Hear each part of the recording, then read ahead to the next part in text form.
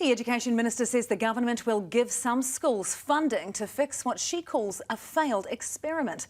Erica Stanford made the surprise announcement on Paddy Gower Has Issues, which investigated problems with open plan classrooms. Melissa Chan-Green reports. At Christchurch's Clearview Primary, Nicole Kadaya is teaching in a hallway and a kitchen. It's because the open plan classroom of up to 90 students needs to spread out to every available area because the noise is so loud. How do you think the kids feel? Exhausted. You can see them at the end of the day.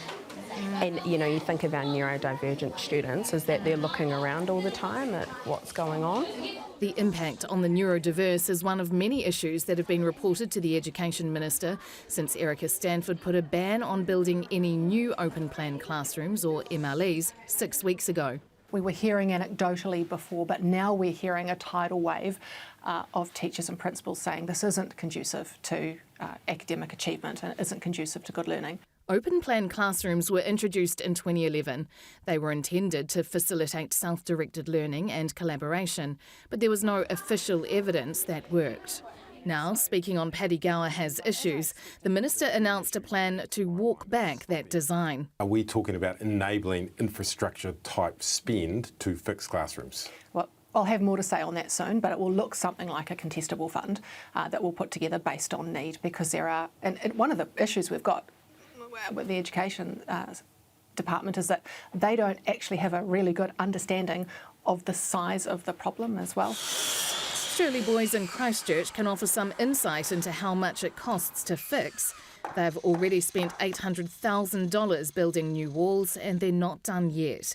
The ministry signed off on this open plan classroom back in 2019 when the school had to be rebuilt on a new site after the earthquake. Staff had predicted the problems as soon as the school was built, when media studies students covered the topic in this now prophetic documentary. We will now ask Mr. Ambrose why we're transitioning to a modern learning environment.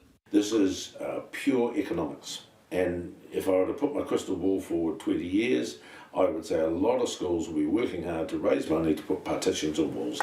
Sure enough, Deputy Principal Garth Jones says the school has carved a chunk in their rainy day fund for walls at the expense of other projects the school would have loved to do for learning, like investing in IT. So were students let down? Oh, I believe so, yes. How does that feel as a teacher? Oh, it's heartbreaking. We had a number of staff that were visibly, upset when they were recounting examples of how their teaching's been impacted.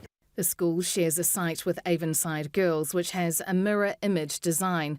Principal Catherine Law says they can only afford $50,000 on absorber walls to reduce sound, which are a sticking plaster.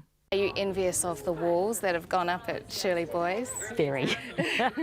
One of the big differences you'll be aware of between boys and girls schools, and again, wonderful for the boys schools, is they have huge old boys networks and a lot of money that's left to boys schools in general,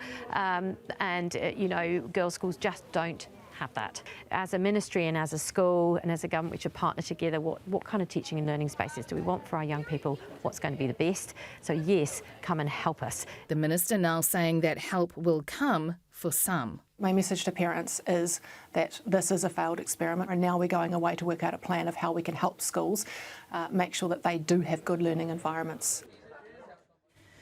OK, Mel, so what happens now?